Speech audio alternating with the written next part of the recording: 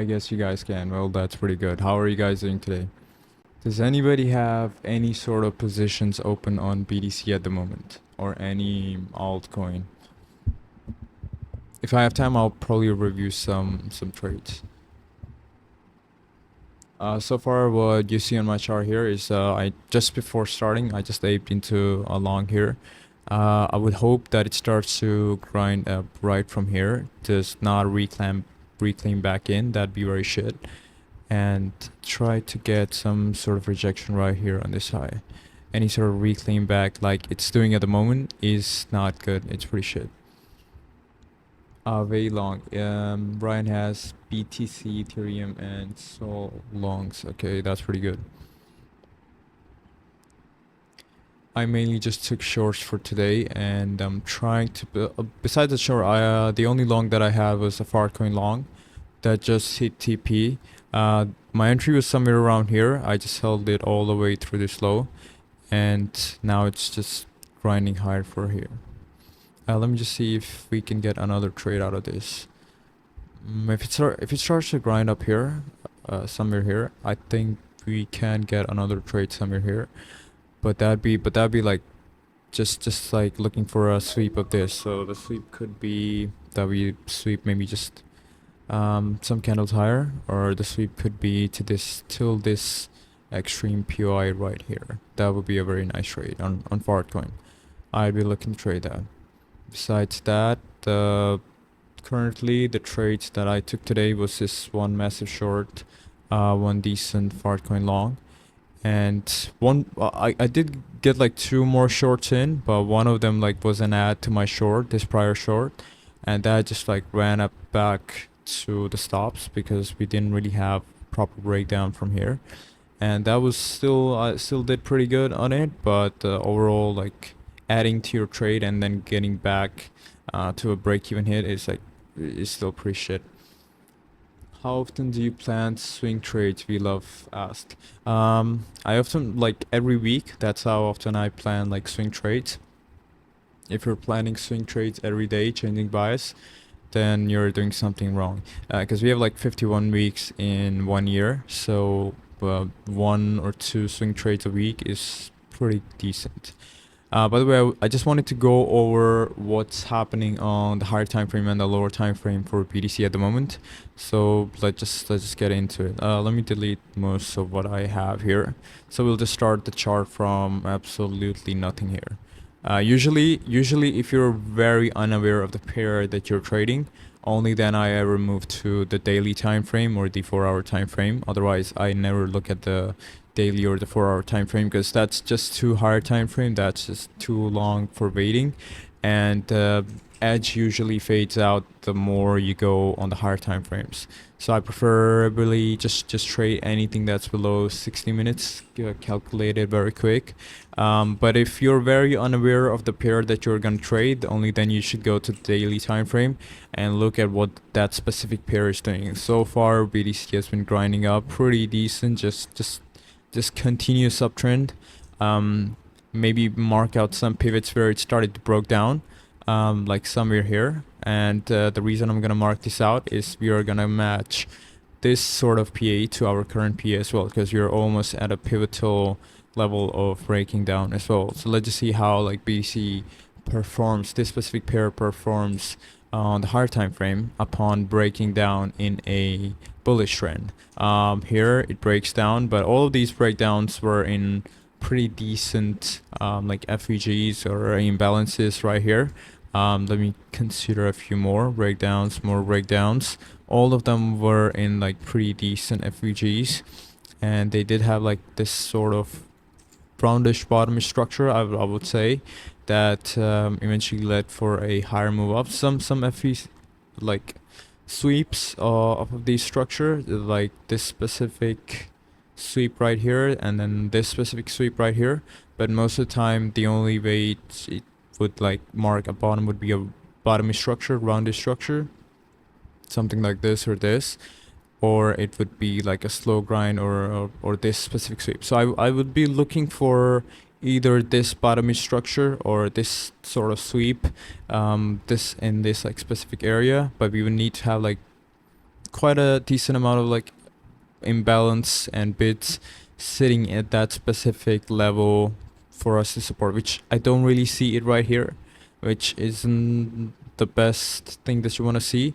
And there's quite a lot of liquidity that's sitting just right below these lows, and we are obviously above like 100k, and any sort of like deviation above 100k could highly likely mark a top, because that could be just used as like a lot of positive delta buys into a high, which could be like a setup for a fade right here, a textbook setup for a lot of delta fade, which could be right here. Which is why I would hope that we hold these lows if you're in longs. If you're in like Ethereum or some sort of other longs, you would want to hope that these lows hold and we get a quiet retracement back up. And but me personally, bias wise, I feel like we are very near to the top, and quarter 3 this year is like the very top somewhere or somewhere around here. And maybe the start of quarter 4 is very top, maybe October 134 something, 126, but I'm pretty sure we are likely to top somewhere here and enter a retracement heading into 2026. That's the higher time frame overview that I have for BTC, and then I have no use of the higher time frames because that's not gonna help me trade. And then I'm just gonna go down 4 hours, pretty good if you wanna like go from like a higher time frame to lower time frame analysis, and just understand some key or pivotal levels which can provide you both support and resistance, because support and resistance is essentially comprised of volume. And what is volume? Volume is like key for buy plus sells, which is how the markets move. And wherever there is volume, there's like actual executed trades. That would mean there's like traders sitting there, they either try to save their entry by buying more, or maybe there are some people who sold here, maybe they try to like exit out of their entries or exit out of their short, and that moves price up as well. So that indication of volume is pretty important in the market, and we just label those as on a price time chart, which is like this, X and Y components. One relies on the other, where price just goes, either it goes up, either it goes down. There is no middle ground. The middle ground would be that it just starts to chop in a way that it just like executes either of these trends, right? And the reason these like levels work is that there's quite a lot of volume, actual executed orders that are sitting around these levels, and that's what's important to me. So I just like look at the higher time frame, mark out some like proper level support or buys that could work out for me. But what I essentially really mark out is like some AMT rules and levels that could look something like this. That would be for me, this entire level here is quite a range, and I'll explain to you guys how we like mark out a range. Probably just like extend it till here for now. Usually I don't do that, and I'll just explain like why did I mark my like volume profile from this level to like usually I would personally like just mark it out till here, somewhere here, and extend out the value area right here. Just extend out the value area. And by the way, let me just see what we are doing on the lower time frame. It's still here, not much of a bigger move. Going back to the hard time frame, the reason I marked out this specific level as my range is whenever you're using like volumetric tools like a VWAP, and mainly the two tools that you really want to use would be a VWAP, a volume weighted average price, and a FRVP. So an FRVP is a fixed range volume profile, and both of these tools you can find from around here. You have it in the TradingView. I'm not sure if TradingView has this like free these days or is it paid, but you can get an anchor VWAP, and you can get a fixed range volume profile right here on TradingView as a tool, which is pretty good. And the only two ways you want to use these like volumetric levels on a price time chart. I'm not talking about like order flow charts. Order flow charts is something completely different. We're gonna move on to those later on. But if you're just looking at a price time chart, you want to be looking at two volumetric components with your price action, and that would be that you want to look at a VWAP and you want to be looking at an FRVP. And what are the two ways you could ask, like, what are the two ways that you would mark out like an FRVP or a VWAP? That would be like, we know that like markets have like phases to them, right? So an XY chart where there we have like price on the Y and we have like time on the X-axis, where one is dependent on the other. We know that price like either moves in one phase, that is a trendy phase, or it moves in another phase, that is a rangy phase. So these are the only two phases price ever moves in. It's vice versa for like a bearish trend, and again vice versa for like a bullish trend, right? So these are the only two phases that like a price moves in, either it's a trend or it's range. And for trends you want to use VWAPs, we'll get to that in a minute. And for ranges you essentially want to be using FRVPs for leveling out your volumetric levels, which are pretty important, like because volume itself represents what, like buys and sells, and buys and sells is how like the market actually moves. So you want to like mark out these levels because they have quite a lot of like influence on price itself. I'm actually recording, by the way, so this would be recorded. I'll try to share the link to the recording, maybe upload it on YouTube. Yeah, I'll upload it on YouTube and just drop it on my Twitter. What I was talking about was like how do you mark an FRVP, like a fixed range volume profile, the way I did here. And there's some complications to it. It's not that complex, but a lot of people get this wrong. That is like I told you, I would rather only mark out the FRVP for the specific range than I would like include the trend. And there's a way to like differentiate between a trend and a range in that like marking as well. That is like I started my FRVP right from this level right here. And why did I do that? That is like let's just consider this to be a trend where price is just like moving higher and higher and higher, and eventually it comes to a point where it just starts to chop, but it still goes up more, but it comes back. This is the pivot that I consider to be the exhaustion point, the reference point of the start of an actual range, an actual mean, right? And the reason I say that, because price, even after escaping that momentum, that exhaustion level by a bit, it eventually returns to the mean and starts to rotate within there. And that is where you want to draw out your volume profile. Just draw out your volume profile level right from where the reference point, the exhaustion begin. Like you can see from here, let me just delete this shit right here. Like you can see from here, the trend just continued to move on until this specific point where it started. This would be our reference point.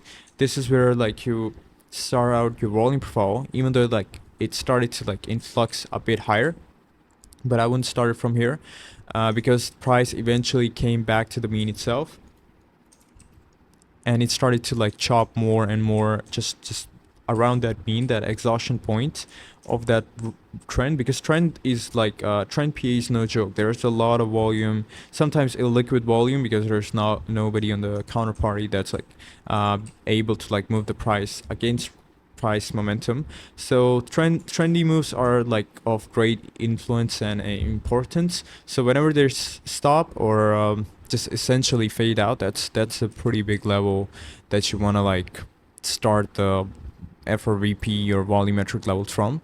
And let's just assume the price continues to chop, but it starts to break down again. But would you like stop your volume profile here, or would you include that the volume profile like this volume profile that I drew?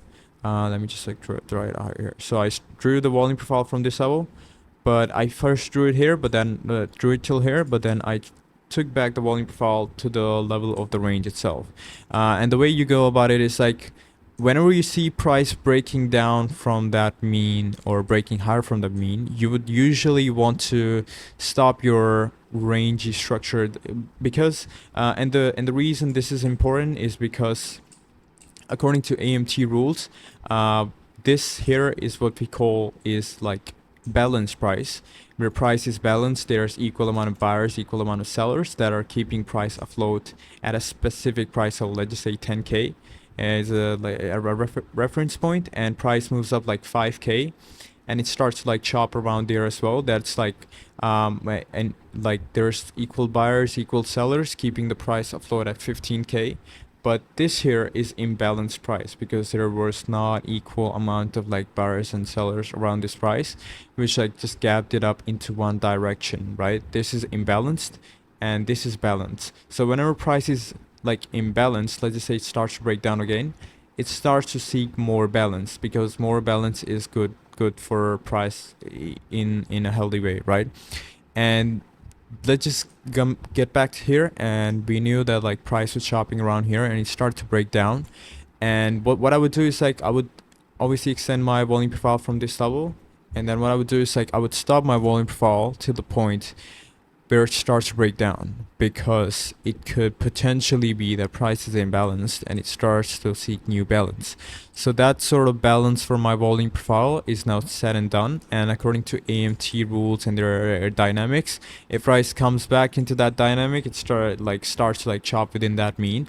And if I start to like include all of this level here, then I will have a very distorted profile, which wouldn't look like a nice D shape. It will look somewhat like this, and got like a lot of low volume nodes and holes in it, which wouldn't be a great profile and wouldn't really represent balance for you. So you would want to like stop your volume profile for like ranges and means at the point where it like just turns out to like just stop that mean rotation within that like exhaustion reference point, right? But let's just assume, let me just remove all of this here. It's gotten quite a lot of dirty, but let's just say that price just starts to chop up, but it comes back into the mean position, right? Then this, like we consider this to be a deviation, we would consider this to be a deviation as well, and we would extend our volume profile till current market price. Like the way I do here. Let's just say the price started to like break down here. This is the point of breakdown. I would like extend my profile to here when price was like I could try to replay, but that wouldn't matter. Let's just say price started to break down here and price is here. Assuming price is here, I wouldn't include this trendy move right here because I would like distort this nice perfect D-shaped volume profile, which tells me that this is the place, the darkened place here, is where there's quite a lot of rotations, a lot of value area. And the way the volume profile itself is like measured is like there is a mean could be the POC itself, and the POC is the highest amount of volume executed in that price range. And the darkened part here is the first standard deviation, and by mathematical rules and laws, the first standard deviation consists of like 34%, around like 34% of the volume. And can you guys give me just a second? I will post the video. Yeah, this is being recorded. Got it. And let's just continue back where we left off. Before we do that, let's just see what price is doing. Price is doing pretty shit.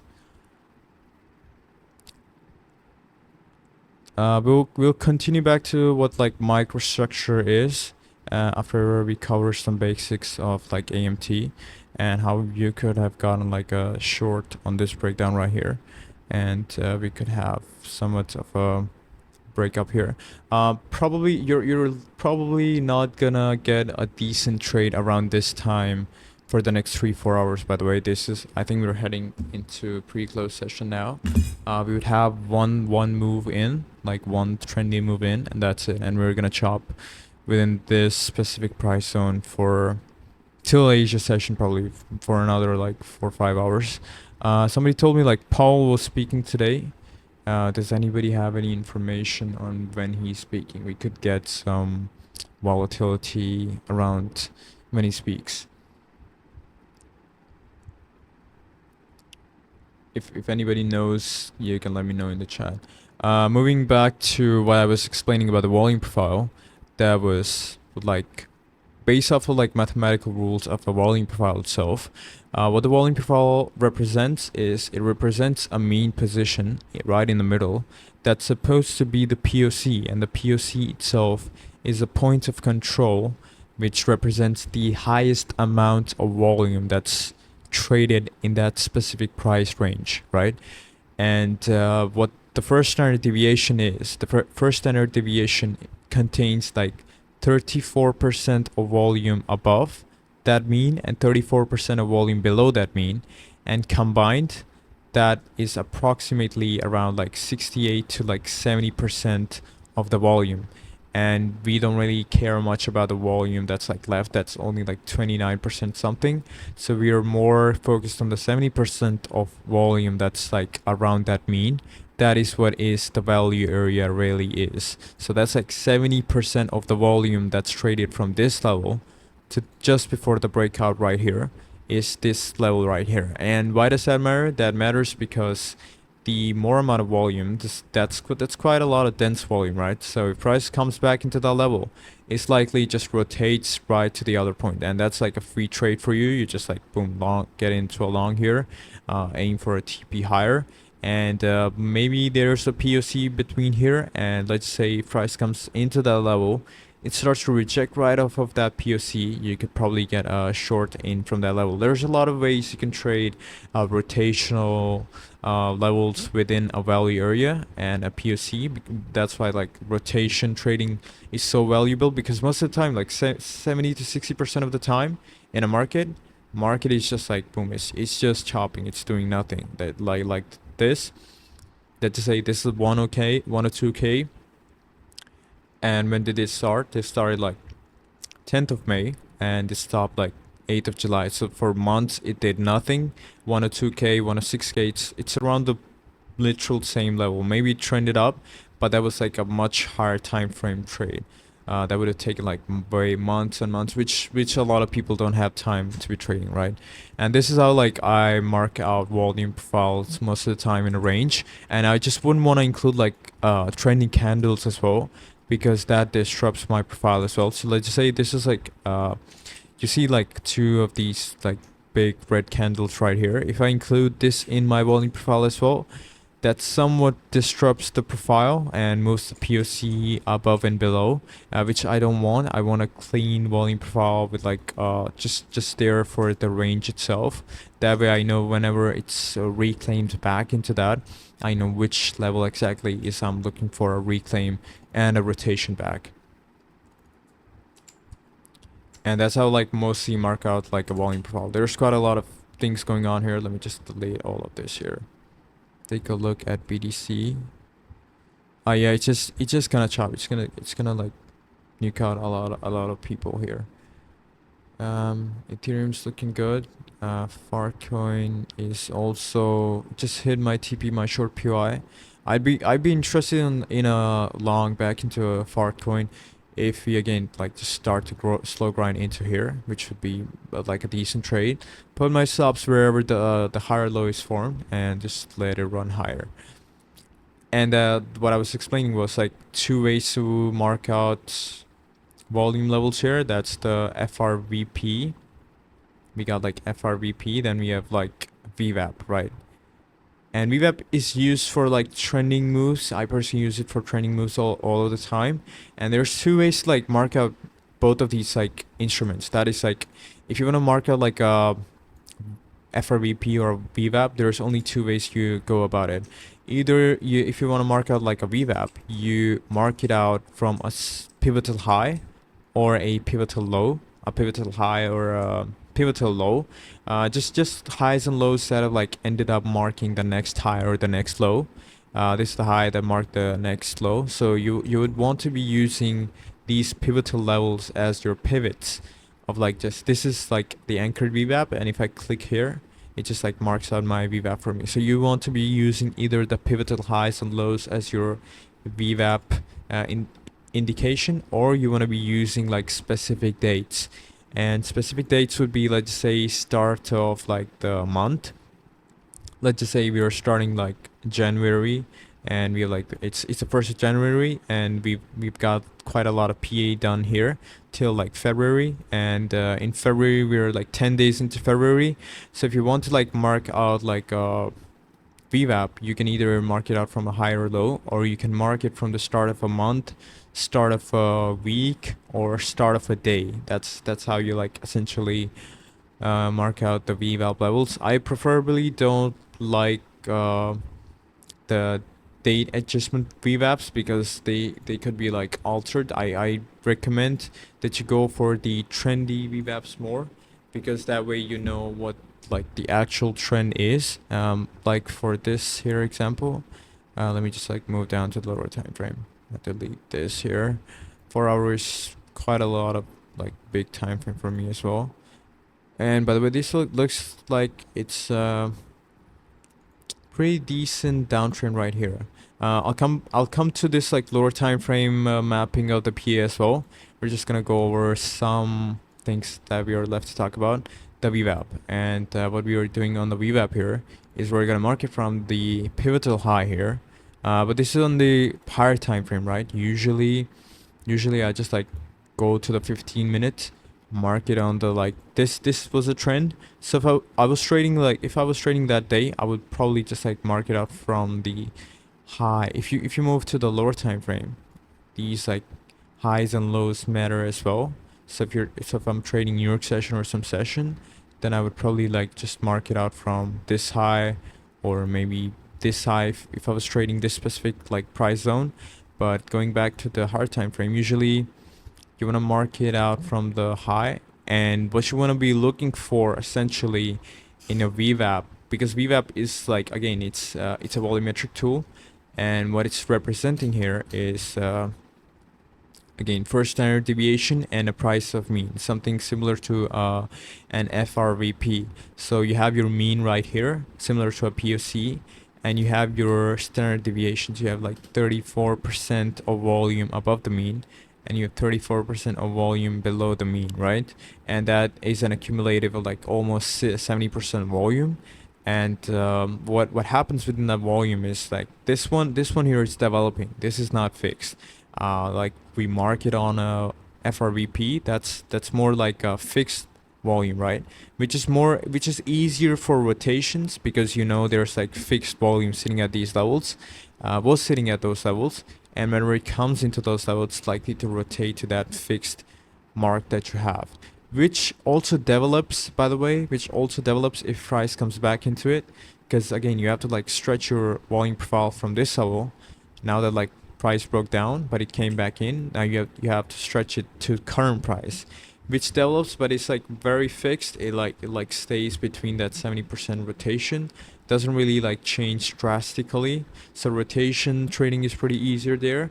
But if you're trading on like a VWAP, by the way, I'm gonna answer all of these questions in the chat in a minute.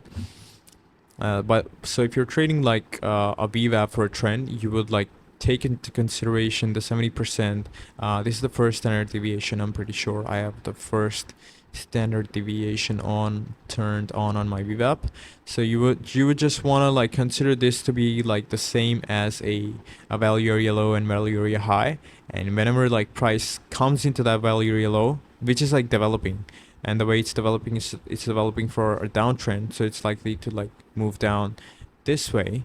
And the way you want to like trade is like whenever it comes into that specific value area low, and we know through AMT rules it's likely to rotate to the other side, maybe the POC, or maybe it rotates to the value area high if it flips the mean position as well. That's how like it essentially works. And we had no sort of like flips anywhere here to that mean, and we pretty much like just continued the downtrend here. I was let me clear some of this here, by the way. And moving back to the volume profile, you can also mark the volume profiles from the start of a month or a start of a week as well. And the way we have like TPOs and market profiles right here is like they're marked from the start of a day, which is pretty decent, because the start of a day like represents is a representation of like 4 sessions in the day. And as long as that day is not too prior, like if it's too prior it wouldn't matter, but if it's as long as it's like a prior day or prior 2 days ago, it's still relevant. And if there's any sort of like NPOCs which is like just sitting around, it's still quite a lot of like, it holds quite a lot of relevancy still. Is someone attacking you? I don't think so. Let me just go over the chat as well. There's quite a lot of chat here. Um, Starting from recording in Twitch, I will do that. Thank you thank you for joining, I guess. 110k next. Let me see price. What is price saying? 110k is I think it's pretty possible. But it wouldn't really stop at 110k. It would just like it's because this is like a pivotal low for me. And if it like just breaks down that, I don't feel it's likely that it goes much lower. There's quite a lot of liquidity just sitting below these lows. Unless and until a miracle happens and it just like boom retraces right within that hour or two, that would be something that would be considered a long. Otherwise, I feel like it's pretty over. And if we go back to the lower time frame, to me it's still rotating within that marked value at the moment. It's V1 said if it's FOMC minutes, he doesn't speak live. They only 10 minutes ago. Alpha Season asks, would your Discord be useful for someone that wants to learn how to use volume profiles and structure only, not interested in order flow? You can't really be interested in order flow. You cannot not be interested in order flow if you're getting into volume profiles. They're all like structured together, so you have to learn either of those. Like if you learn either of those, you're gonna get into the other side as well.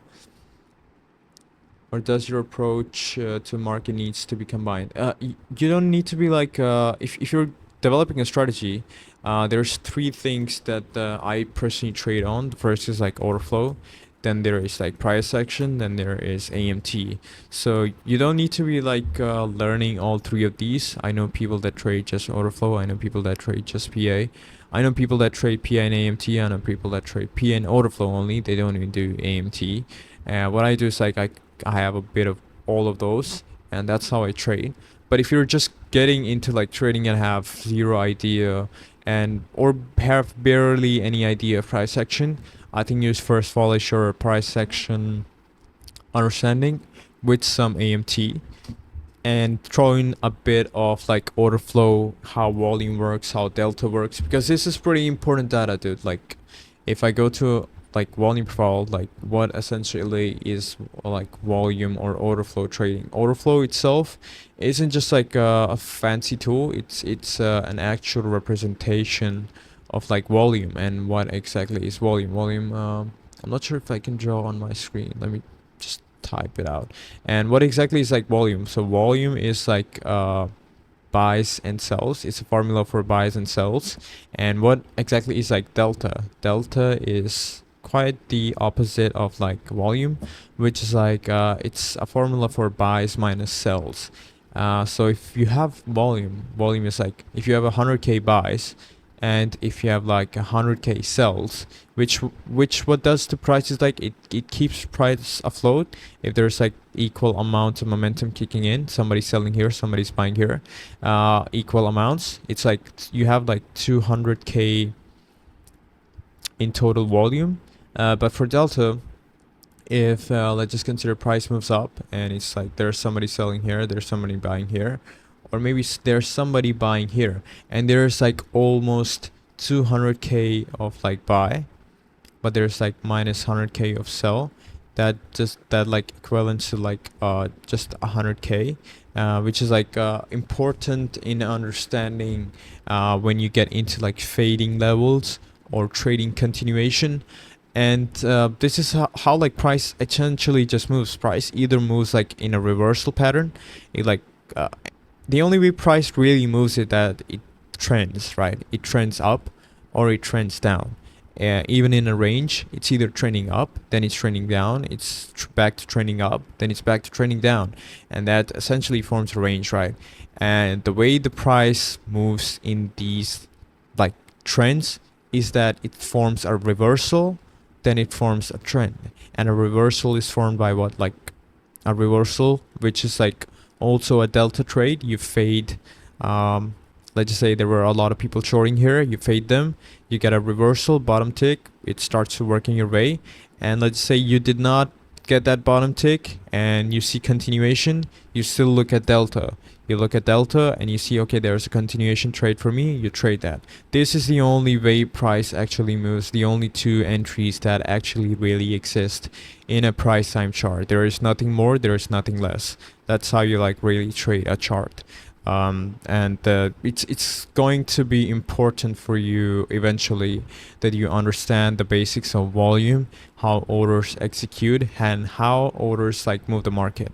And the only reason I got into all of this because was when I essentially like started out, it was like I used to trade, and I used to trade like I think I used to trade like trend lines.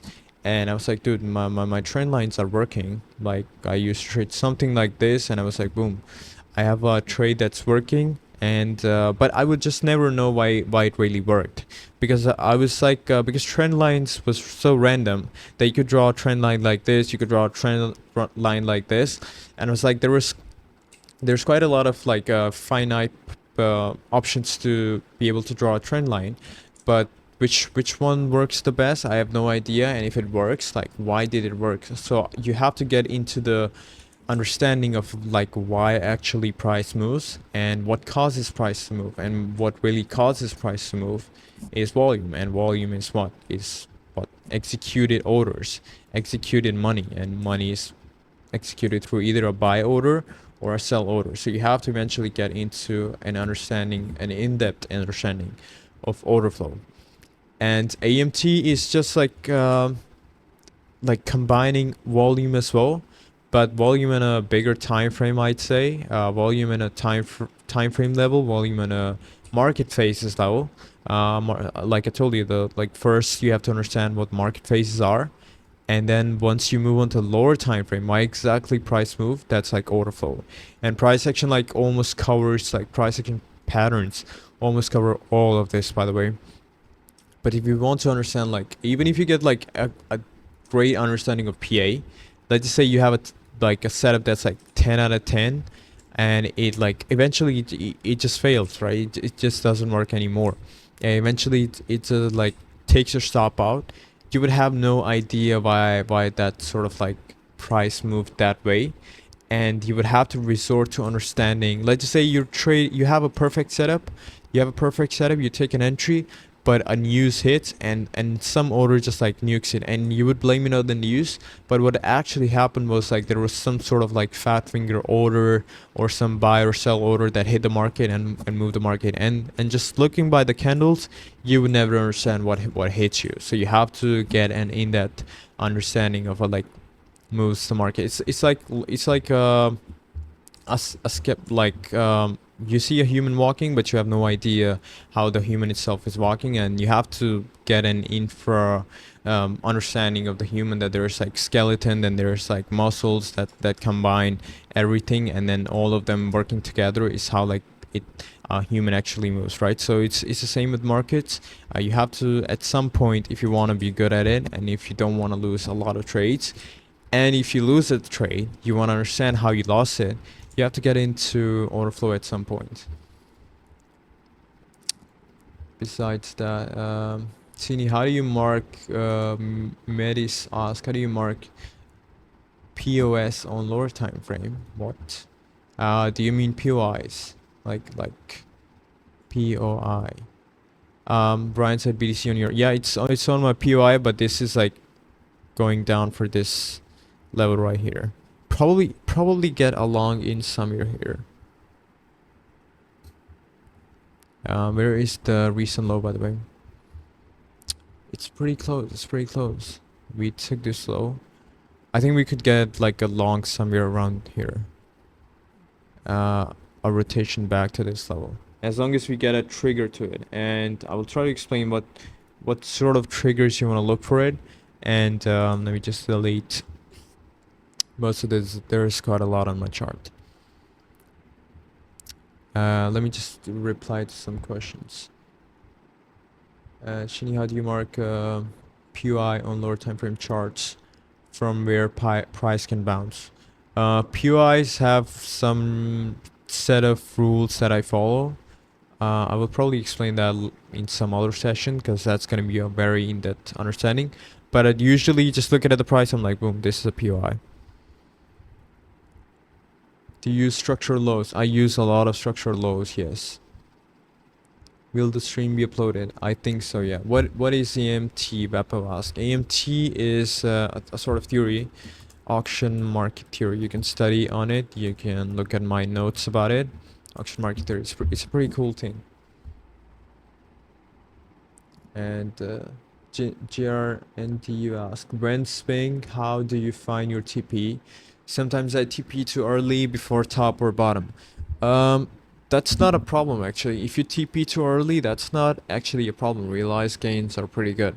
What I usually look for in trades is, let's say I wouldn't long this here, but let's just say I'm trying to long price here, and the minimum that I'd go for would be a 2R setup, and that is like my minimum setup. Like I usually go for like a maximum setup I go for is a 2R, not the minimum. Minimum I go for like 1.3R, 1.2R, but the maximum I usually go for when placing a trade is like tops 2R, which is like surprising for people the way I trade. And it's just management that like leads to higher R's in trade, higher like profitable levels in trade. That's how like and the way you can like actually increase your trade is that you always essentially follow a set of rules. I follow a set of rules of like maximum going for like 2R trade, like a 2R trade, something like this is the max that I'd go for. And whenever like let's say price pops up, it comes up around here and here, it comes to this point, just close to my POI, and there's like visible strength in your trade at some point. Then what you can do is then you can just like move your stop loss at your entry, and then just extend your target to some higher POI, and that way you can get a nicer trade. The essential trade that I take is always a 2R trade that is close to a first trouble area, which a lot of people refer it to as an FTA, where price could come and then just reject and then just like nuke a lot of people. That's what I essentially go for most of the time. And this is a set of rules I think a lot of people should follow and understand. If you understand momentum, you would never have this sort of FOMO that you're missing out a move. Because what I do most of the time is like I miss out a top and I just come back to the chart pretty relaxed. I'm like, dude, I know how to trade continuation. I'll just take an entry here. I'll just put my stop here. I'm gonna go for like a 2R, and if it starts to like trend more, then I'll just extend my TP based on whatever price is doing, how it's developing, and eventually I see, oh, it's developing against my trade. Maybe I'll just close it for like a 2R. That was not what I was looking for. And this is like even if it's above 2R, that's I'm pretty grateful for it.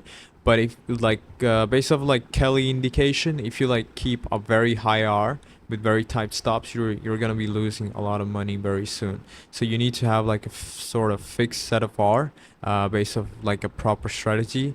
And whenever you see like momentum kick in your trade, and but it's just more about trade management than it is about taking the actual trade. And the way I put my stop losses is most of the time it's just on like swing lows or swing highs, and it could be those swing lows or highs could be like internal structure, like this is internal structure, this is like external structure, and it's always going to be swing high or low, because I know if it like, let's just say this is a low, and if I have a long that I'm trying to take here, I have my stops on this like low here and I'm trying to aim much higher, but it starts to like come here and rejects off of the high, which is like pretty bearish, that it's like sort of lacking momentum in price. It comes here, it takes my stop, I'm stopped out. What I do is like I have an understanding that okay, it's taking the low, that means it's trying to revert the trend. Now I could possibly enter into a short. I have like clear confirmation that the trend has reversed and I have another trade to be able to take. And people argue with me sometimes that, hey, but like you don't consider VIX to be like a break structure, but I just tell them back that if it was if it was really strong, that trend was really strong, it should have never visited that low in the first place. And that's what you see on most of the strong trends you trade. They just like keep popping up. There's no sort of revisits anytime. It slows down a bit. It slows down quite a lot, but there is no sort of like boom, it wigged out, then it goes up. That sort of PA happens in the higher time frame, but this sort of PA does not happen much on the lower time frame, and you wouldn't want to see this sort of PA happen to your trade. And where was I replying to the chat? Mode Pro asked, how do you set your volume profile start of the day or session or something different? Um, I I just mostly set it like on the higher time frame, and I just move on to the lower time frame looking for entries. Like this PA here, I'll just like put on a volume profile right here, mark out the value area for me, just mark that out. And what I'm gonna do is like nothing else. I'm gonna go to the lower time frame. And now I'm gonna look for like entry triggers, because I know this is like imbalanced price. This is not price that is gonna be here for longer. It's likely that it like comes down. Let me just like mark it out for you guys. This here, I will consider this to be a range as well. This is where the trend stopped, the exhaustion started. This is where the trend actually exited. So I'm gonna mark that. Not a very clean profile, but May, June, July. That's like 3 months worth of like price action. So I don't expect it to be clean. So I'll just mark out this value area right here, and these are the only two levels now I'm looking on the higher time frame. And for trade execution, I'll just move on to the lower time frame. Now I know that price is like imbalanced here. It's gonna seek balance very soon. It's either gonna come here or come back here. That's the loss for AMT. And just understanding rotational prices, you don't have to worry too much when price is imbalanced. It's going to enter either of these very soon. Just try to look for momentum and entry models on the lower time frame for the time being that you can. And going to the next question, Shini, how do you mark POIs on lower time frame from where? Same question. I'm gonna explain that later on. Does it look like someone TVAP sell BDC down? This is not what TVAP looks like. TVAP is pretty different. This is not really a good example of TVAP. TVAP looks like, let me see if I can get an example somewhere here. Probably move to the 15-minute time frame. TVAP. Good question. TVAP is like, there's a lot of examples for TVAP here, but I need to see a very clean example. This is a nice example. Let me just zoom in. This is a decent example for a TVAP. The TVAP, proper TVAP recognition, this specific PA is what most of the time TVAP looks like. TVAP is like time weighted average price. That is, if you want to like execute like 100 BTC order, you can't really do that in one go. And if you even try that through like some exchange, it's gonna like boom, give you like one big candle maybe, or it like gives you a bad entry, because for your order of 100 BTC to be filled, there has to be somebody selling that same amount of like BTC as well, and that same amount of guys not gonna be at the exact same level where you're gonna be buying, right? Maybe there's some guy that's selling 5 BTC above here, there's some guy selling 50 BTC above here.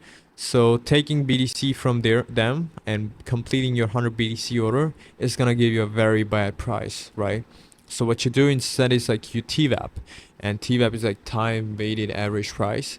But what you do is like you want to fulfill this order, and what you do is like you place one BTC order to be executed every single minute. So every single minute, one BTC, one BTC, one BTC, one BTC, it keeps executing. And it starts to look something like this, like a very slowish grind into price. And if there's a lot of people doing a TVAP, it looks even better than this. It looks like a curvature up, right like this. And that sort of TVAP leads to like an expensive move right afterwards. It's pretty cool. Alpha Season asks, yeah, I understand basics of order flow, but stuff like footprints don't really interest me. I love PN AMT. What's interesting isn't like attractive, or it doesn't have to be interesting or attractive. Like essentials don't have to be like that for you to learn them. If you're trying to learn through something, you have to take a hard pill sometimes. 80 same, I understand it, but don't want to use it. Alphas is asked, what are the basic order flow concepts you need to learn to effectively trade PA and AMT? You need to learn what a CBD is. You need to learn what an open interest is, and you would possibly need to learn what like footprints as well is. Like this is CBD line, this is an open interest, and maybe understand what like a footprint itself is as well. This is a close-up look for a footprint. Going for more questions. Do you wait for market shift at lower time frame or you place limit orders? I have for scalping, I have made a habit of not trying to limit in anymore. This is, if this front runs my idea, that's gonna be very sad. I was hoping that it like boom gets in here, then we get a TP somewhere around here. So some a sort of a long, like this stops here, TP somewhere here, but it seems to be popping up without me. Probably this probably plays out in the next hour or two because we're in drop dead liquid session, and I hate trading this session because it just chops out most of the time.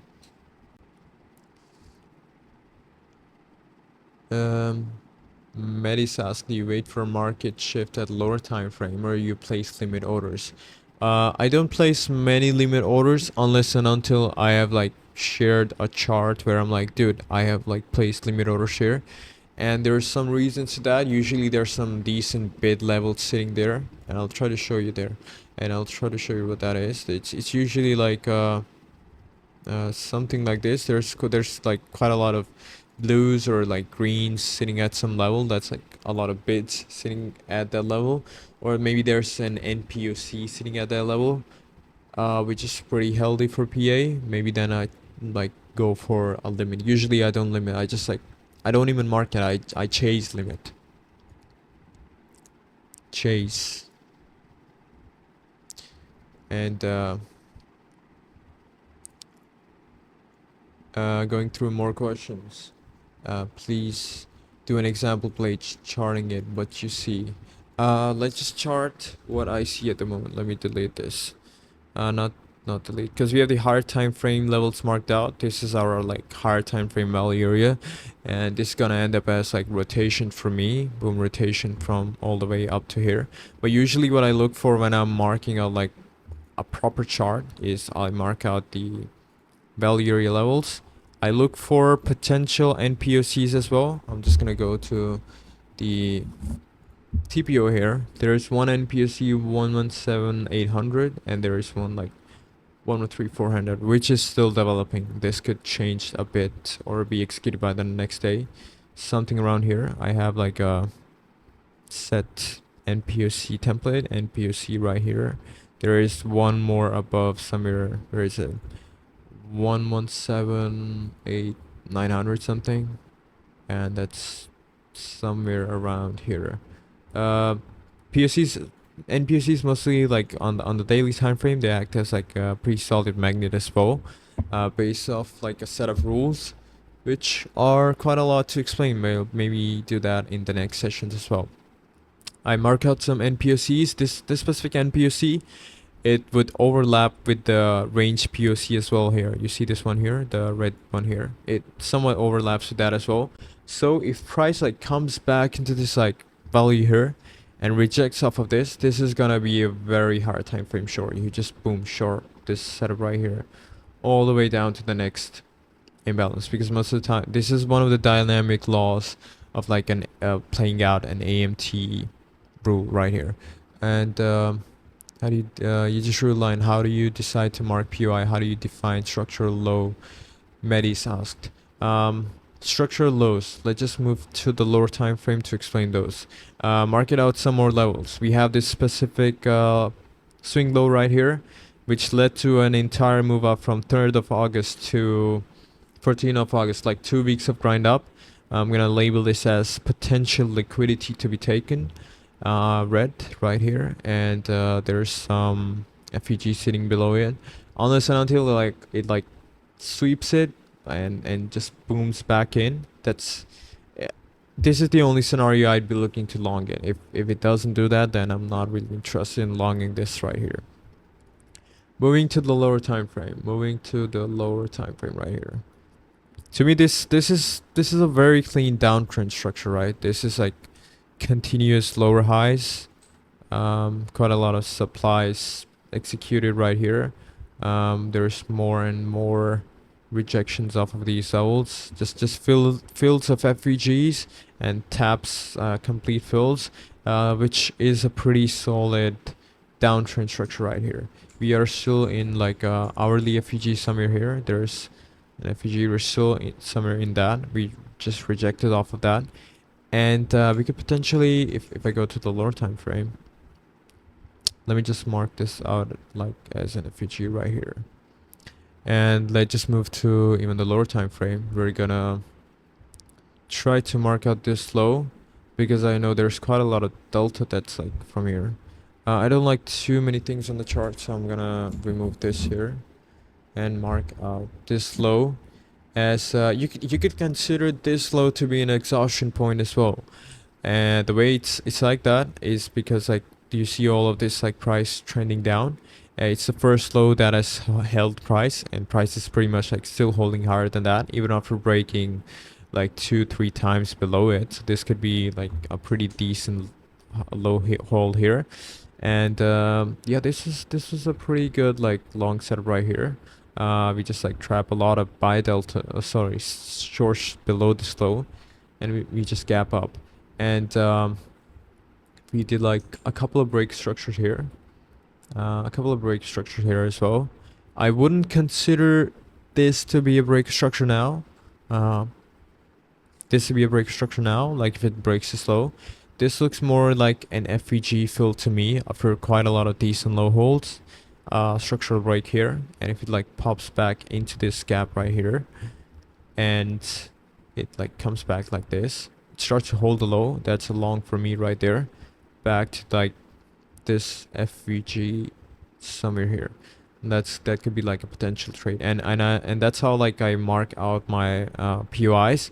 And what I post on Twitter is like I have these like understanding of levels. What I do is like boom, mark out a POI, boom, mark out a POI, just mark out like POIs, and I'm looking for rotations around these levels. That's how we are gonna be trading these. In the middle, while price is in the middle, because I'd consider this to be like the middle of this, where price is right now. I'd consider this to be the middle of all of this action. I just not interested in getting into a trade right here. Most of the time, the reason extreme POIs work so well is because there's two things that are going on here. That is, let's say there's a lot of people shorting here. They're trying to see prices much lower, but it's not just short. It's a lot of buys here as well. And knowing volume and delta, what that represents, which is something that you would learn from an NPOC.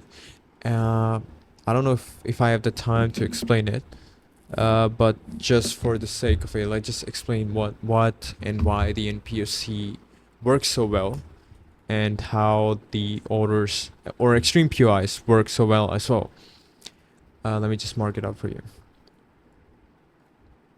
And what exactly is an NPOC? So NPOC is like a naked POC on a volume profile, right? It's a POC that has not been tapped. Usually these POCs occur on like daily or weekly time frames, and the way they like actually form is that there's this. Let's say this is yesterday's profile. This is like 1 day's profile, and the maximum amount of volume that kicked in that day was around this level, right?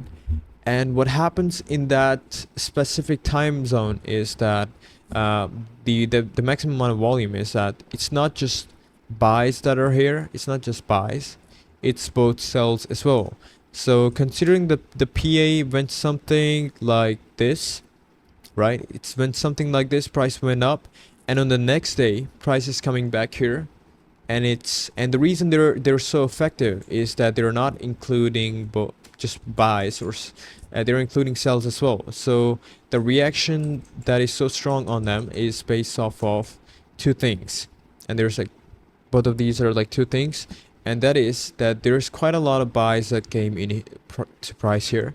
So when they see price come back here, they would like to buy back again, because if price goes below here, they're gonna be in underwater, they're gonna be in losses, and they're gonna be probably liquidated if price goes further lower. So their best bet is to buy more around this level, around their break even. They're gonna buy more, it's gonna push price up. And what sells are doing here is, I'm sure since it's a lot of volume trading, and volume is both buys and sells, there's a lot of sells that are sitting here as well. And what's happening is that a lot of these sells are watching price come back here to this level, and they're like, oh, we fucked up, and we sold around here, we didn't get liquidated happily, we are happily gonna exit break even on our trade. And what that does is that also gives price a pump. And because you know, if you're in a sell position and you want to like close your sell position, that is considered buy for the market, because you have like borrowed from the exchange itself. So those two things come into effect, and that cause like a double effect on price, and it just like is so effective on price. And the reason extreme POIs work pretty solid as well is that usually they have a lot of trap traders. Let's just say this POI here, I'm sure there's a lot of buys here as well, because they marked the low. But if price comes back here, those buys are gonna like try their best to defend price. They're gonna buy more, and by buying more, they're gonna like move the price up. But there's a lot of shorts that are trapped here as well. Half of them may be liquidated here, maybe most of them aren't liquidated and have their liquidations higher. And what they're gonna be like, half of them are gonna be like, oh, price has come here, and it has come here, oh, we fucked up, it looks like it's going to grind up, it's gonna keep holding lows. And this is how like a market maker really executes price. This is a topic that I have yet to like explain, how like a market maker moves price, which a lot of people like misunderstand, and probably explain that later on in some session. But we know that like a lot of shorts have been trapped here as well, and their best bet is that they like, what they do is like they exit out of their shorts around break even, and that also creates a pump in price. Remember the thing about like exiting out of your trade. Let's just say this here is a POI. There's a lot of people that have bought here, and they see that price wants to go back down. What they do is like they sell their position. Like if you have bought a car, to get rid of the car, you have to sell the car, right? That's the same thing about like getting rid of position. So if you have a buy position, if you want to get rid of it, you have to sell it. Same thing for a short. If you have a sell position, you want to get rid of it, you have to buy back to the exchange, right? That's how it works. And those two things, the execution of both buys and sells, is how like these extreme PIs work. In the middle, it's most of the time it's just like market making. In market making are two things. Market makers are another thing. Market making is something else. And market making is just like people keeping price afloat inside or in the middle of a mean, by like providing limits to the market and keeping it afloat, and getting paid off of fees, right? So they're keeping price here. So there's a lot of mismatch and a lot of like just position adjustments in the middle. So I just don't like to position myself in the middle most of the time. Going back to the questions in the, if you guys have any sort of questions about the things I'm yapping about, just like let me know in the chat. Let me just go back to the chat to see what's going on. Do you set limit orders or market orders only? Chase limit orders. Yakuza asked, are you using Fibonacci's? No, I left them back in 2022. Sis asked, can you share how you trade in each session? Oh, that's like a very in-depth topic you just asked about. Maybe talked about it in some other session. KK asked, it's more like a V-shaped setup. How do you gauge acceptance? Alpha Season asked, how do you gauge acceptance back into value? That's a pretty solid question. Like, how do you consider it to be acceptance, right? And if it comes here, how do you like think like, oh, it rejected here, but it's still accepting back? That's probably a topic we'll touch later on in some other session as well. Because that you guys are asking the tough questions, huh? Do you have specific FRVP settings? I do. I don't. Let me see if it like is shown here. Let me go to the time frame. This is my setting for the FRVP. A number of rows, 1,000 of them. Then there's like 68% value area. Then style, you just go for the POC and nothing much or less. I recommend going through trainer. Moda Pro asked, would you say EMA and MAs are completely unnecessary or good to use a tuner EMA for confluence? The thing about EMAs and MAs, moving averages and EMAs are, I haven't used them enough to like say which EMA works the best for what pair, because most of the time like EMA's moving average price is just an average to the price, which if you combine it with a few set of like MAs and EMAs, they what they essentially act as is like a TVAP thing, and we know that like volume is of more importance. So instead, just try to use like VWAPs more, because VWAP itself is representing volume, and what EMA or MA is representing, it's representing like average price based off of like price section itself. So I don't have much experience on them, so I can't really comment which one works the best, but they do are like a good indicator of like rejection or like support in a trend. Season ask, any advice for somebody who's lost after 2 years trading and still not profitable? It's likely that you're repeating the same sort of mistakes every single time in every single of your setup. Every time I see a trader that has that keeps making a mistake, it's always the same sort of setup they're taking. It's always the same thing. So if you really want to like, because if I'm gonna review my own trades, I wouldn't really get an understanding of what I'm doing most of the time, unless and until somebody's here to like give me some sort of provision or mentoring of like what I'm doing wrong. So a third party perspective really helps, but if the third party is pretty good at trading as well. Because most of the time, like whenever I see some trader come up to me and they're like, "Hey, I'm not profitable," you know what I say to them? I say to them, "Hey, just show me the last 10 or 20 of your trades. I'll tell you what mistake you're making." And it's always the same sort of mistake. Maybe somebody's like fading the trend too much. They're taking some like ballsy trade against the trend. It's maybe they're taking too many reversal trades.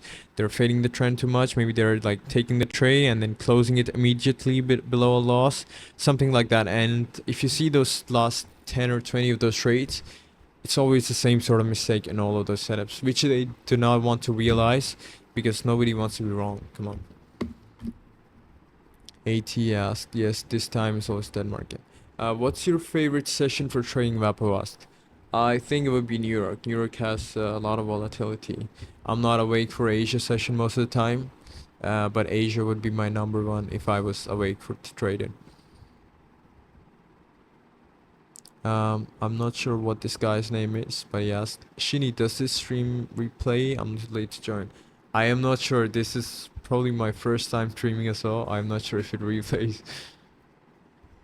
But I'll share the recording. I think that would have a lot of help. Alpha Season ask, because I tend to get faked out a lot, price looks like it's accepting into value just for it to leave value again. I'm not sure what you're looking at, dude. Maybe it's the same thing. Like whenever somebody tells me like they're having some sort of problem in some sort of trade, or their system at all, I'm like, dude, just show me your last 10 trades. And if you really want some guidance, just drop me last 10 of your trades. And I already have a lot of DMs flooded. Maybe when I have the free time, I'll probably go through them. And I don't understand what you guys' names are, but I'll try to read it. When looking at footprint, do you look for which exchange, or is there an aggregated footprint? I guess like usually I am still looking at Bybit, but the Bybit edge has faded out a bit. It's not the best edge there is anymore. Like fade. Uh, and it's something that I recognized like quite a long ago. That is like the we used to have like a very classic Bybit fade order flow pattern quite a few like months or weeks ago, like years ago. That was like from 2022 to like the start of 24, mid of like I'd say probably even till the mid of 24. The Bybit fade of like a what it used to look like was there was a low, and people would just like boom mass short into the low like crazy, and but that would be like you see that low and you're like boom just gonna long on a reclaim like this. You're gonna put your stops on the low and it would work.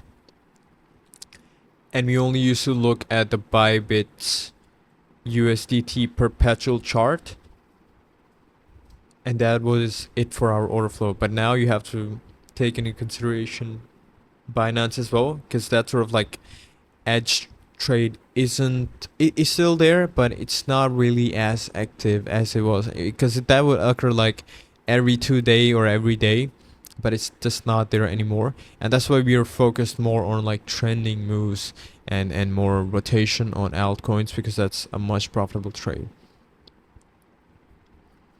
Next question. How do you structure the market? ICT way, DTFX way, or any other way? I just told you I look at price action, then AMT, then I look at order flow as well. Next question. So you fade the V shape if the low breaks. Position was longing. I think you're asking about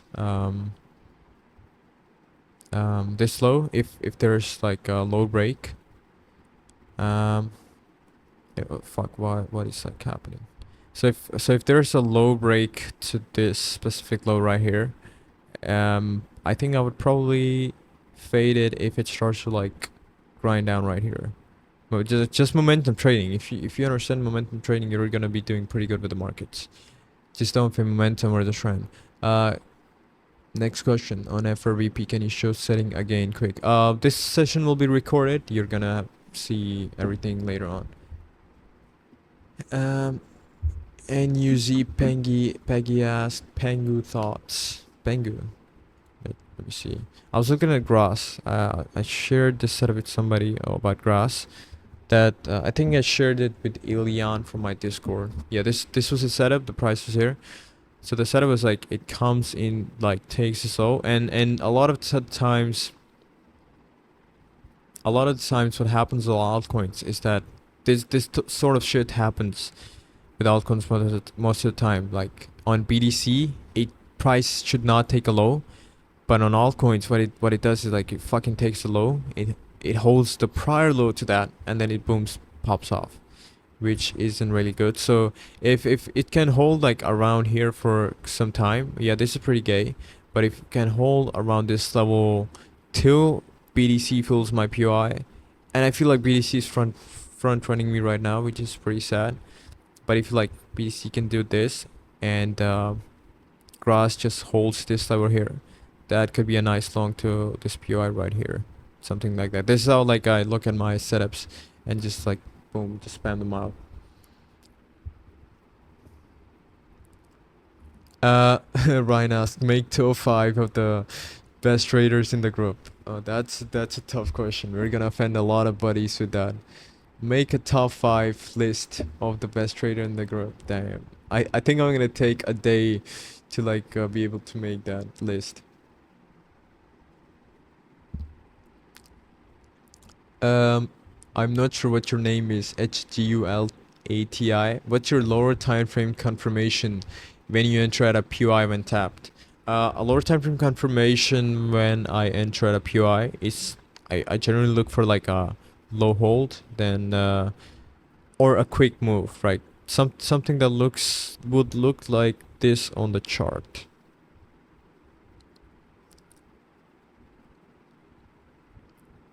something like this, either like this or this, which I will probably explain later on in the next sessions, because this could be broken down very well. Medis asks, "Sir, how do you frame a swing trade? Things and levels you look out for?" Quite a lot of stuff that I'll look out for when I try to like market a swing trade. But we'll keep that for the next session. There swing trading is a big topic, dude. Forgot Penguin. Oh, I'm sorry. I was looking at Link here as well. Link and pairs related to Link should be a good long within this week, I think. Pengu USDT perpetuals. What is the chart? Bybit chart, right? What do I think of Pengu higher time frame? Was it?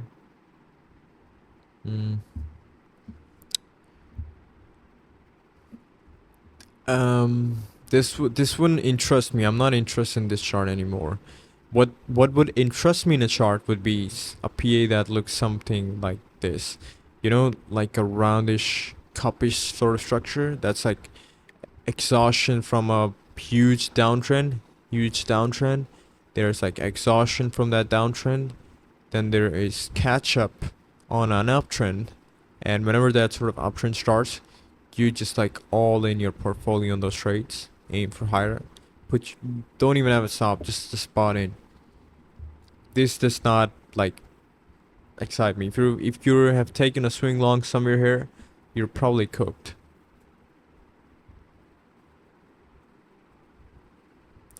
This could be traded as like this could be a good pair to trade scalp, yeah, but this is like pretty much trending down, dude. This is not the best sort of trade unless and until it's suddenly, because this is like market making or market makers like move coins. This is not regulated by our market maker. I can tell you which coin is regulated actively by our market maker. Maybe some market makers move to this coin, and when they do, it will look something like this. There's a PA to recognize that, by the way. I'll probably share that later. AKT. Somebody showed me AKT. Let me see.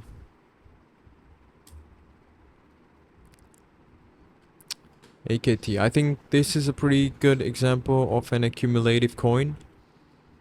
This sort of coin I like. This is like at a very solid level for me. Yeah, I would choose longs on this coin. The only thing that I would need to see is some sort of market maker pick this coin up for me, because market makers are the people with a lot of money and they have a lot of execution techniques. What they do is like they get a lot of influx in, they start to grind up price, they start to fade out any sort of sells, exhaust them out, and then just pop price up. So any sort of like momentum within that, I'll keep an eye on this coin, and that sort of momentum could kick in and you get a pretty nice trade. How long have you been trading, Shini? I am not sure. I have to see. What date is it today? It's like August 25. It's today. I think I started like late 21, so 4 years now. So you marked the high and low note just today, yeah. Can you look at Rose? Rose is a coin I haven't seen in quite a long time. By the way, I have a question. What's the point of me looking at these coins? Are you guys positioned in these coins?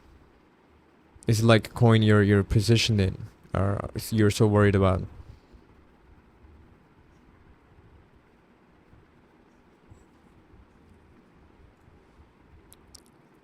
I think this is a decent coin. This is not bad as well. This is the sort of like the PA that you want to look for when you want to like be just like handheld by like market makers, when they're the ones that are moving price. This is the sort of PA that you want to be looking for. This specific PA right here, because that PA just leaves to a pop off. Don't really see that on the coins at the moment, because BTC has been just shitting its pants.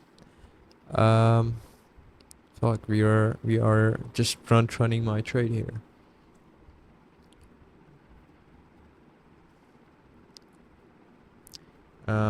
Let's look at BioUSDT. What?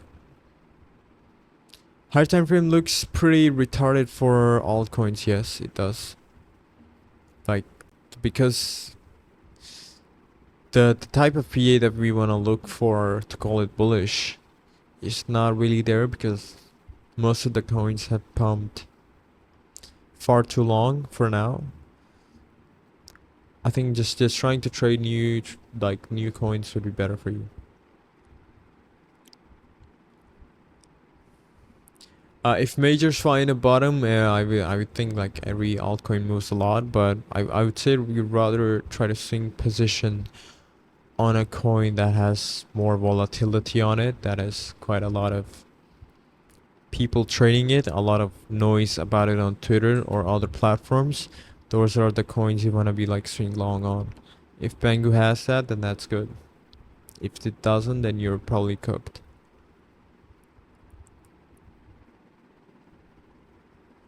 Does anybody have any questions so far? Alpha Season asks, how long did it take you to become profitable? What were the top 3 biggest things that moved you from unprofitability to profitability? Good question.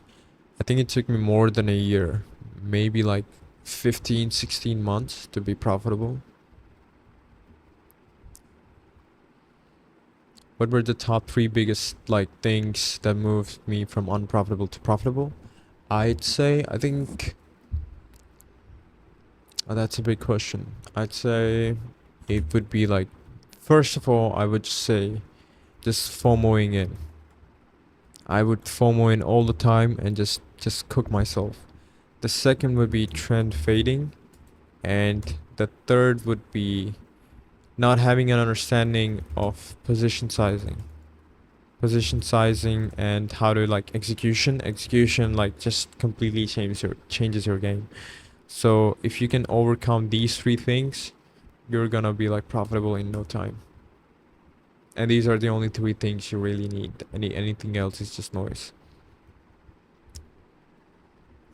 Yakuza asked, what is your time frame workflow and what's the main time frame you use? The main time frame that I use is like 15 seconds at the moment. It's a beautiful time frame. You get to see a lot of clarity of price action in this time frame. Even right here, which is like, dude, I would have hoped that we get filled along for me, but we are just bouncing into my TP right away. Which could be a decent short for me. I don't mind a short as well. 15 seconds is my main time frame at the moment. It used to be 1 minute, and the highest I'll probably go is like 15 minutes. That's it. Well, the pro asks, can you explain the order of the triggers you look for? How important they are, like trend. The order of the triggers I look for. I have I think I have posted it. It's like a grading tool where I like grade.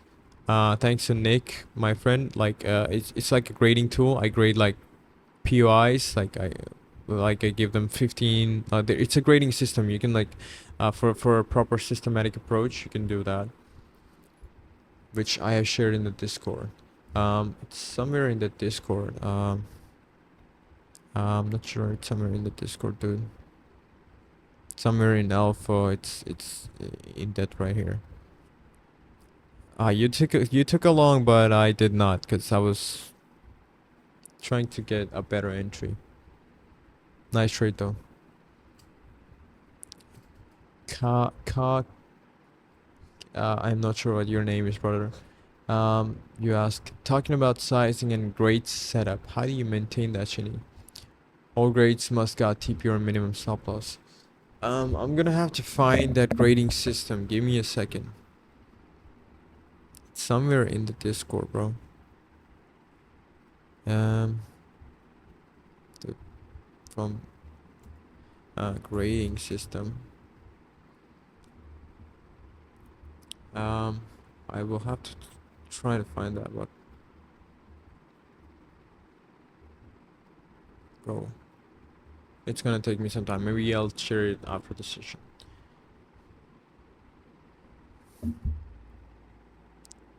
This was a nice long. GG's.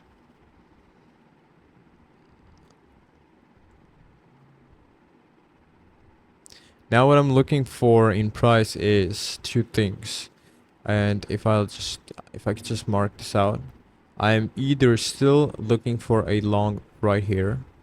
I'm still open to a let me go to the lower time frame. It's gonna be better there. I am still open to a long from this extreme POI here. Otherwise, I'm open to a short from around here on a proper rejection. Take into consideration some lag momentum and take a short.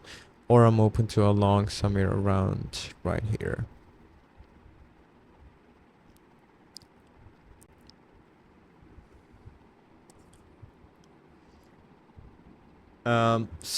SKKYO asked, you're trading only best case setups. What do you mean by that? Do you want to trade worst case setups as well?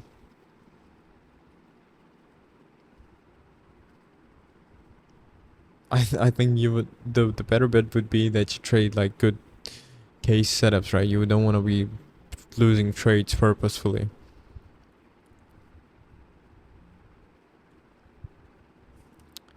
Yeah, it's called like systematic approach. Yes, sir.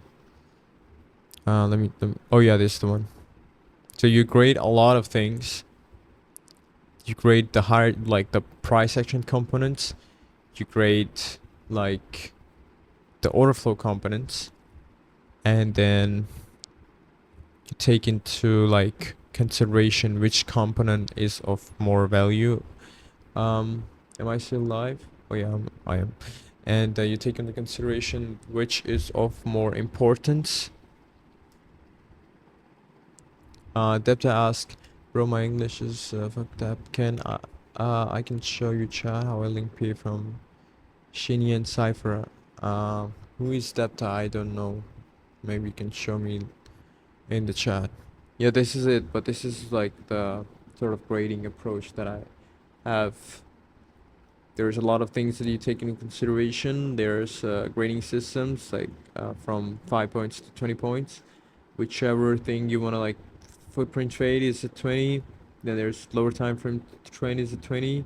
And yeah, that's how like you want to like mark out these levels, give importance to specific things, and that way you can have a proper system where if something that's low graded is interfering with your high graded setup, you know what to trust. SKY ask, you're mostly continuation or reversal trader? I'm mostly a continuation trader. Reversals, I don't have to be the guy that catches the top or the bottom. I just have to be the guy that's profitable. So I'm more of a continuation trader.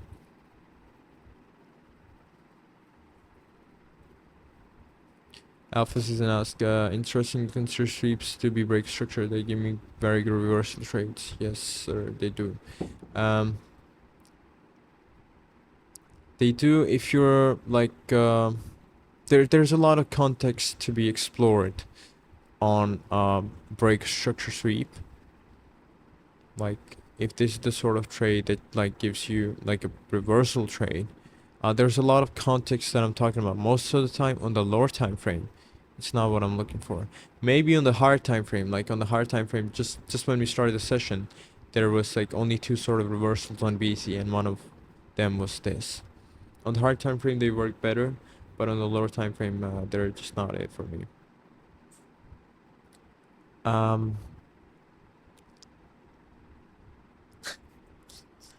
Sazy asked, FVOG actually looks good with their low holding.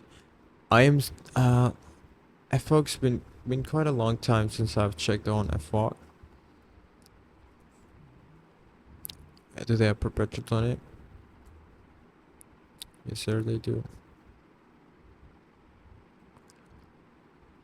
The thing about this sort of PA is this is pretty much like selling, but you don't want to be going all in on a sell. You want to be going all in when exhaustion starts to happen. because this sell could continue till here as well, then start the exhaustion. You want to be looking for exhaustion. Exhaustion is accumulation. Accumulation is reversal. Reversal is pumps.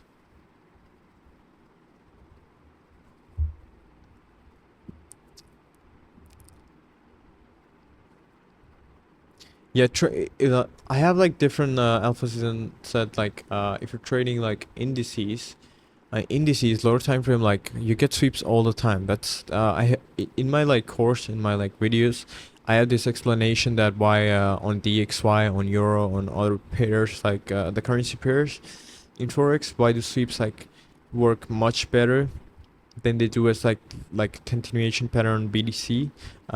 There's quite a lot of like pair differences to be explored yet by a lot of traders, but in like some specific pairs I prefer sweeps to be a reversal, then in some pairs I prefer sweeps to be a continuation of the trend. So there's quite a lot of in-depth context to be explored as well. I was hoping in this session we could have gotten a long trade somewhere here. This was when I started the session, this was my like idea for the long, something like 1 to 2 hour, but we just like front run that. Now I'm looking for a short, and we probably do get the short if we get this like rejection right here. But if you don't see that PA in like 15 minutes or 10 minutes, what you would want to do is like look for PA that will look like this. And if you see this sort of PA, continuous slow holding, you want to go long. You want to take another long around here, and you want to try to like aim just below this low into this extreme POI right here. And I will explain extreme POIs and how I mark them later on, but you want to like go for an extreme PO right here. User 1619, Chini bro, do you know how much leaking data from your server? Whole server is copied. I think I'm aware of like the copying of data, but like copying is the highest form of flattery, so I'm not worried about that. If they're copying me. It's still me. Festus asks, how do you treat PA like you had at 6 a.m.? What? 6 a.m. Who's 6 a.m.? Polish 6 a.m. or Dubai 6 a.m.? Guys, we are international. We need some UTC here, something like that. My 6 a.m. Would be like somewhere here. Yeah, my 6 a.m. is somewhere here. How would I trade something like this? That's a good question. Something like this, right? Let me just delete most of this shit right here. Oh, by the way, we're not breaking down just yet, but we filled the POI. I am more interested in price now because it's fill my trim POI. My 6 a.m. is like around here somewhere. How would I treat like this long setup right here? Good question. Let me just like delete most of this right here. Not going on the chart. A lot is going on the chart. Right. So if I want to like get into a trade, usually what I would do is like I look at this grind and I'm like, oh, this is gonna reverse. This is what I'm gonna do. I'm gonna be very honest. I'm gonna try to aim for any sort of high that could be like taken. Maybe this high. I'm gonna try to take this high, and I'm gonna try to long, and it's more about trade management at this point. Maybe at this point where I realize that, oh, it's still not breaking down, but what it's doing is it's starting to hold highs. It's starting to hold more and more highs against my trade itself. What I'm gonna do is I'm just gonna cut this out break even by this point, and then it just continues down. That's how I mostly micromanage trades. You shouldn't really be hesitant to take these trades because this is like an actual entry. It's like grinding up, right? And you could have like a proper like low hold here. But the moment it starts to stall quite a lot, even like here, let me mark it up for you. Even like it's like going up higher and higher and higher here. but it starts to break down right here. What you want to do is like you want to exit the trade. As long as you can do it around the break even, it's pretty good. Even though it went up higher, but it's just not based off of our system and strategy. This is not really what we're looking at. This is lack of momentum. FK1283 asks, what tools do you use to find strong alts to scalp? Screeners, Orion, or terminal? Usually you want to look for screeners and some terminals to like just find strong alts, but most of the time, if you follow the right people on Twitter, they'll just shill it for you, to be honest, or just get into the right groups. That's how you get a lot of like alt alpha. You can never work in crypto or the finance markets all alone. You need a sort of team or community to work with eventually.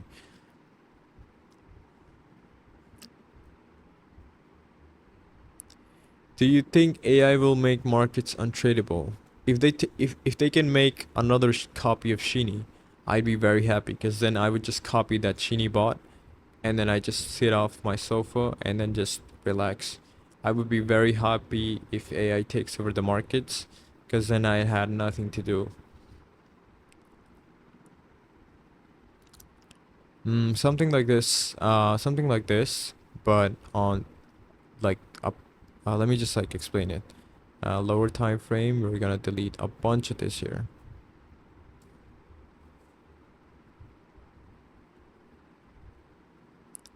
And we are going to mark this here out. This one out here. Fuck. Mark out a POI. And the moment it like starts to top in another high, is where I'd be interested in a short. This was a very good long shit. This was like very minor low hold, very close. Won't AI kill volatility? It hasn't so far. I don't think it will. Markets run through human greed, and as long as that emotion exists, we're never gonna run out of volatility. You're probably gonna run out of money before we run out of volatility, so you should focus more on your bag. This is the sort of like extreme setup you want to take. You want to AP down that first rejection or that second rejection. You want to target the FTA, supposed to the first trouble area. You want to take like a target to there, and you want to let the trade develop based off that second rejection. If there is no sort of second rejection, break even trade, because we're not really trending at the moment in this session. If you most of the time, like a lot of the trades that I take in this session don't end up working, because we're just not trending. We're just chopping most of the time. If you're trading pre-close or you're trading London session and you're like, boom, I had a perfect setup but it just didn't work out, it's probably because there's like nobody to follow up your trade, and you need participants in the market to actually move the market.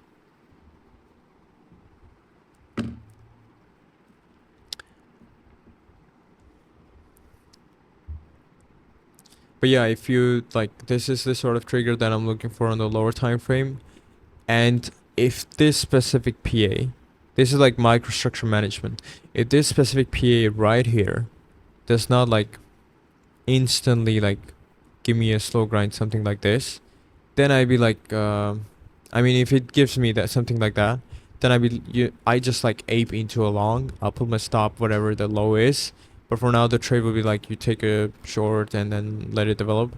It would be like, if it starts to slow grind, you take a long here, you put your stops wherever the low is developing, and you try to aim for the FTA, the first trouble area, where you could see price rejecting or just like SFing through. Is how you like just micromanage and understand how like lower time frame trades develop.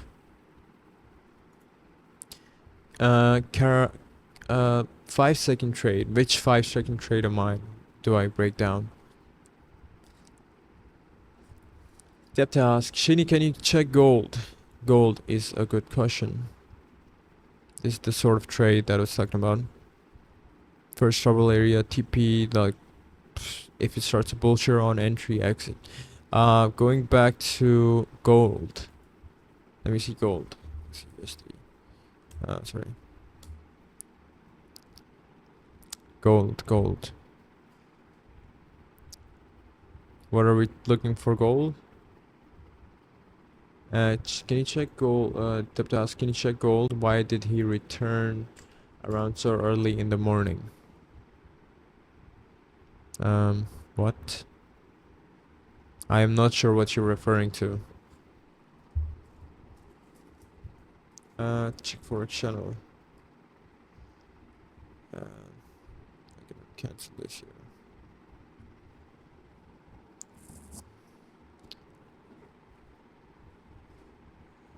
Which is this guy, dude? This is skinny talking, the Depta guy.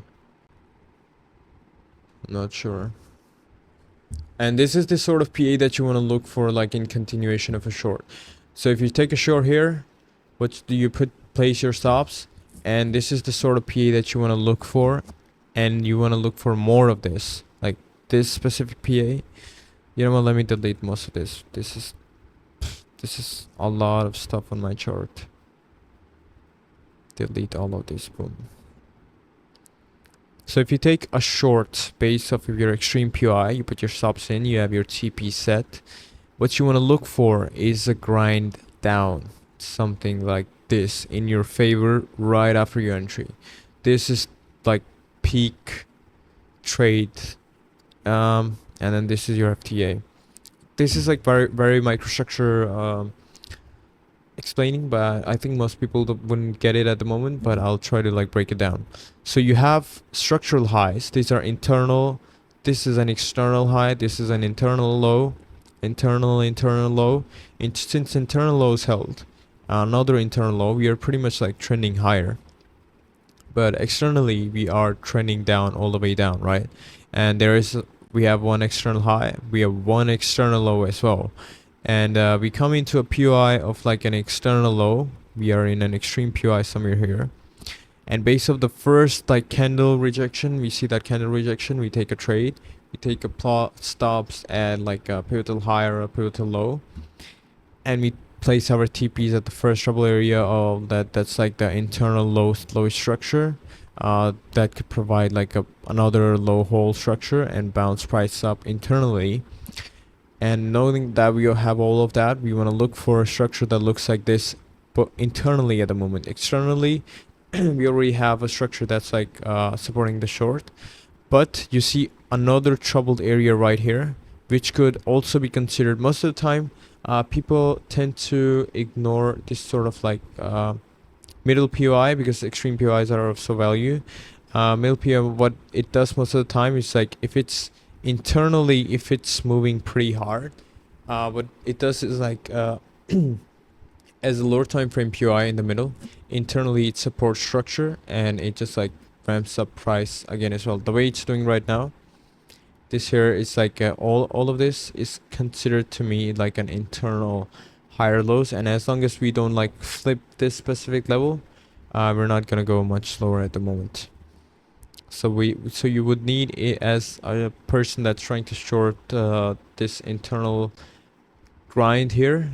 You're trying to fade like internal structural grind here. You would need to see that sort of break of momentum mid POI right here. That's I think I'll be able to explain it better in the next session. And I've been like awake for quite a long time, and we have like been doing this session for almost like 2 hours. I guess we'll have to like end the session for now, and maybe you guys can let me know when you will need the next session, then we can have another meeting later on.